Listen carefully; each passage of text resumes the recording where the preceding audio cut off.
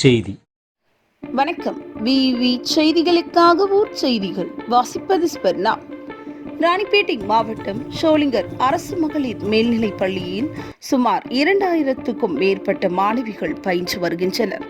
இந்நிலையில் மாணவிகளுக்கு வகுப்பறை பற்றாக்குறை காரணமாக 40 ஆண்டுகளுக்கு முன் கட்டிட பழைய கழிவறைகள் முழுவதும் சேதமடைந்து கட்டிடத்தை அகற்றி அதே இடத்தில் புதிய கட்டிடம் கட்டித்தர வேண்டும் என அரசுக்கு கோரிக்கை வைத்திருந்த நிலையில் நபார்டு நிதியில் 1,80,00,000 மதிப்பில் 10 வகுப்பறை கட்டிடம் கட்டிட அரசு நிதி ஒதுக்கீடு செய்தது.